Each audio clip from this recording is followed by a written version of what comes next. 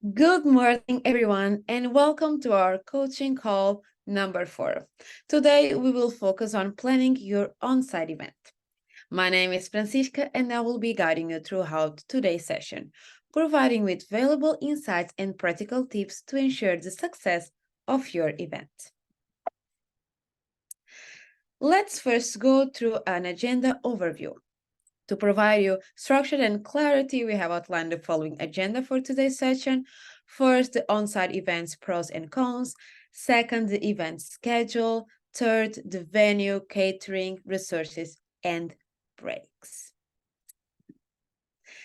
Let's begin by evaluating the pros and cons of hosting an on-site event.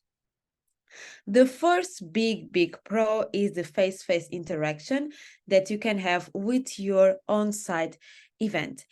The communication and collaboration through direct and in-person engagement, as we all know, is a great positive point to have on your events. Then we also have the immediate feedback and support. Participants receive real-time feedback and support from mentors, facilitating quicker resolution of issues and project advancement. The third pro is the networking opportunities.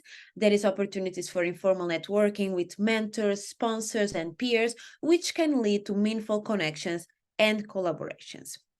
When we go to the cons, we have the limited reach. The requirement for physical attendance can restrict participants to those who are local or willing to travel to the place.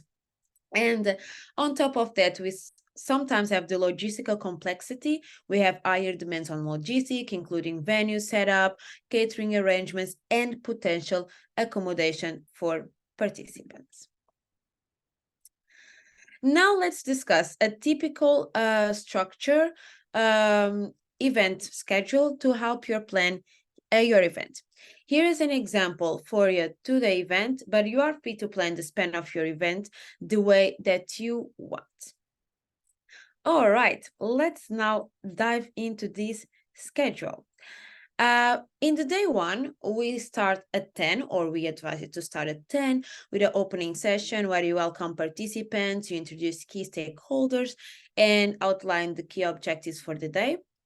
Then, right after that, you can start with a matchmaking, ideation, and ideas intro. So activities to help participants form teams or brainstorm project ideas. After that, we have the workshops. You can conduct interactive workshops designed to equip participants with essential skills and knowledge. And then we advise you to have a break, provide a break for participants to relax, networking, and recharge. After that, when participants go back hacking, you can have this check-in and mentoring where you facilitate one-to-one mentoring sessions, and you also allow teams to share their progress. And again, we have a break that is the time to participants to relax, recharge, network. For the day 2, we advise you to start again at 10 with a welcome back session, and you can recap the previous day's activities and outline the objectives for this day and address any logistical matters if there is any. Then a break to again allow a time of recharging, reconnecting, and networking. The check-in mentoring where you facilitate and you also get feedback from teams on where they are at the moment with their team progress. And we have the solutions collection where you collect the final project submissions from each team. The solution presentation where you organize a session for teams to present a solution, followed by a Q&A to explore their ideas. You can have a solution evaluation that it's an organized time for a jolly deliberation and for a break for the teams. The award and closing, where you announce your winners and you distribute your awards. The feedback collection, where you gather feedback from participants, mentors, judges to identify what are the successful areas of your event and the areas that you will need improvement. And the grand winner submission, where you deliver to the winning team how they should submit their ideas to the DigiEdu Hack Global Award competition. Let's go now a bit into detail about this things that I just mentioned here. The opening session is a crucial step and usually sets the tone for the day. We recommend that you welcome the participants by either your moderator or facilitator. You watch the DigiEduHack opening video, you thank your sponsors, you remind the event's purpose.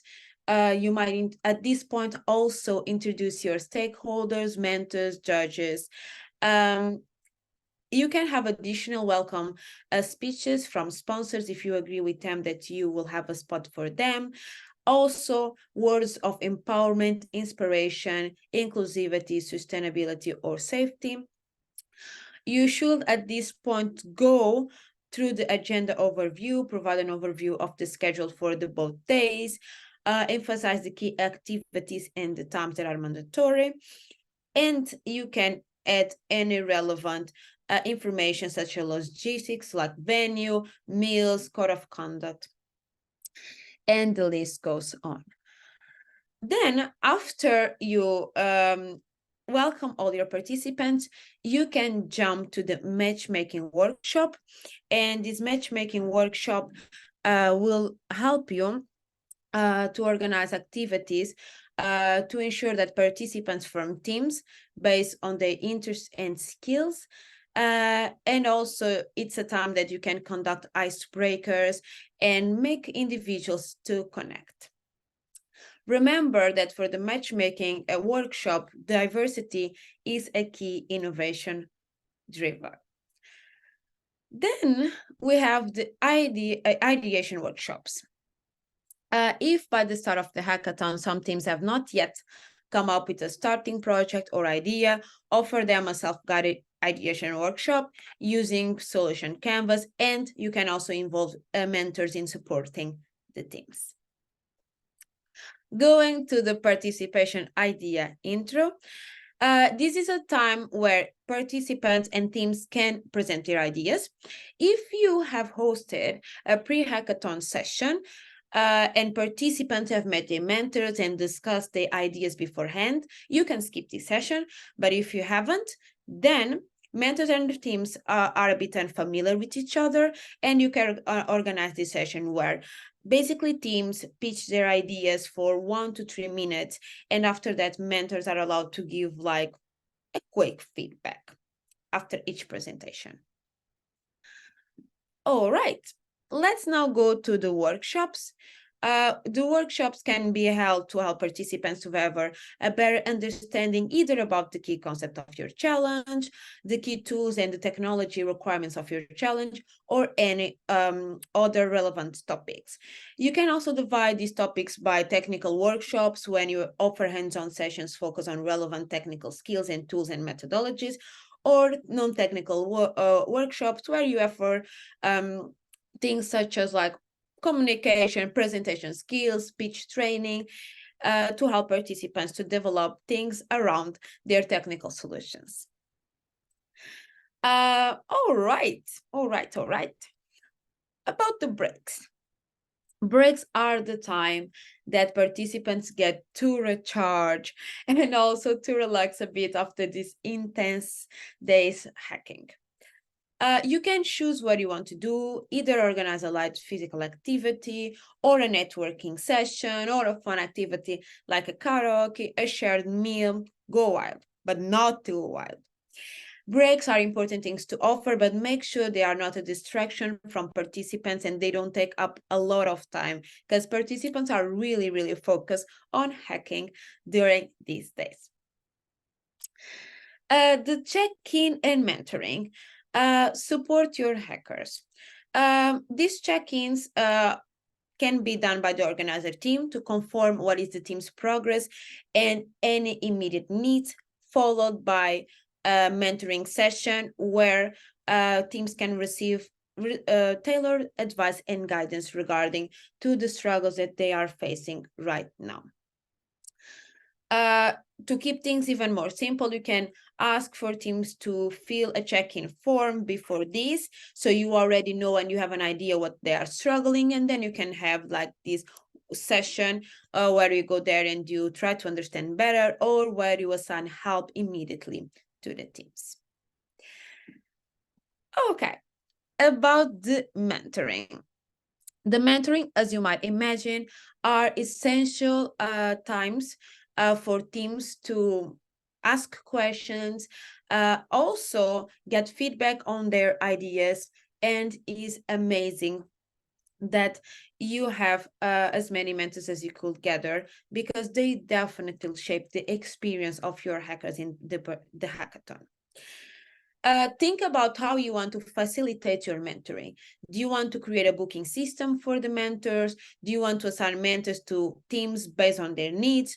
Do you want to assign mentors for one team throughout the hackathon? Are mentors allowed to pick the teams that they want to help? Define these and facilitate a process that ensures that it's smooth and easy. About the welcome back session.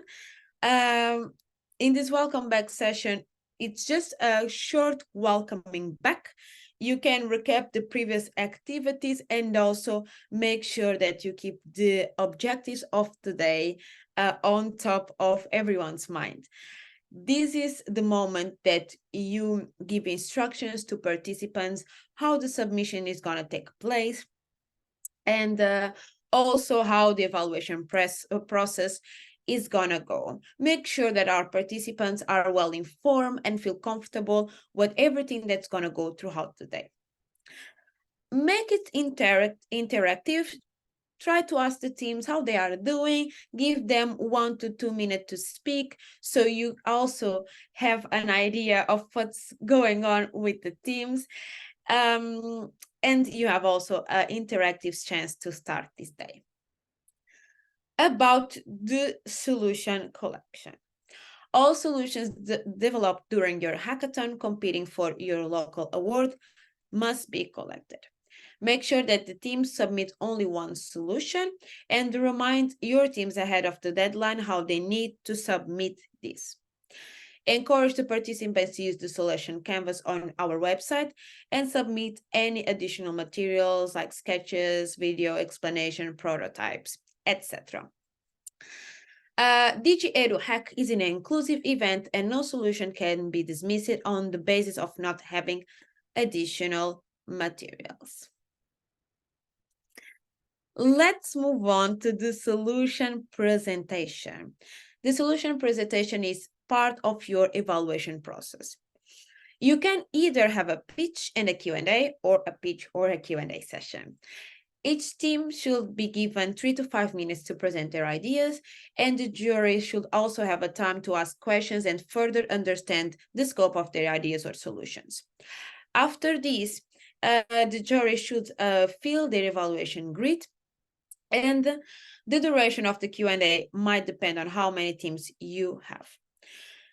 Try to make this session as lively as possible, and you can also choose as an alternative that judges independently review the materials and provide an assessment on the teams only based on the materials that team have submitted. Solution evaluation. Regardless of you having a pitch and a Q&A, or just having a solution submission, so to say, judges should have time to evaluate the team's materials and provide their scores. Let judges fill the evaluation grid for all the teams, and judge then can come up and compare the scorecards and then select the winners. You don't need to rank all the teams. We usually recommend to rank only your top 3, and remember that only your first place, your number 1, will proceed then to the DigiEdu Hack Global Award competition. About the award ceremony and closing, we recommend having a short award ceremony to close the hackathon on a high note. No one wants to wait for days to know if they won. You can distribute prizes to the winning teams. Try to have the judges announcing their winners, or maybe the sponsors when it's relevant. And if possible, collect also some feedback from the judges to pass on the teams that did not win. They appreciate. Thank everyone, in particular mentors, judges, and sponsors, and invite them to watch the main stage event. A really important thing as well, collect the feedback, distribute feedback forms, and encourage everyone to share their experience and suggestions. You can also conduct oral feedbacks where you try to ask people, what do you think that we could improve, how it was your experience, so on, so on, so on. And then also be aware of the grant winner submission. So after you select your winner, you announce your winner, go talk with your winning team and explain them the next steps in order to submit a solution to the DigiEduHack Global Award competition. You are the one in charge of letting them know in which category they are competing, and the winning team only has a couple days to submit a solution, but they needed to provide them with the correct link from your personal area. You can see the website guide to get more information on that. You can also, as part of the process, schedule a meeting to support your grand winner in submitting their solution, polishing their content, advising on the pitch. Also, based on the feedback that the judges gave, you can incorporate that in this new pitch that's going to go to the DigiEduHack Global Award competition. And last but not the least, the after event, okay? After the event, ensure that your winning team has submitted the solution on time. Write down everything that went right so you can repeat it. Write down also everything that went less right so you can improve it. Analyze the feedback and compute interesting data. For example, your event cost, the number of participants, the demographics of your participants, and write a blog or a social media post about the outcomes, presenting to the public the winning teams. All right, let's move on into the venue. Selecting the venue is critical to the success of your events. Key factors to consider include the accessibility, ensure the venue is accessible to all participants, including those with mobility needs, and has convenient parking and public transportation links. The capacity as well, choose a venue that can comfortably accommodate your expected number of participants, including designated areas for working and private rooms for mentoring. The infrastructures, ensure that you have reliable internet access, sufficient power outlets, and appropriate space for presentations, and make sure that you have on-site catering options and resting areas to enhance participant comfort. Moving on about the catering.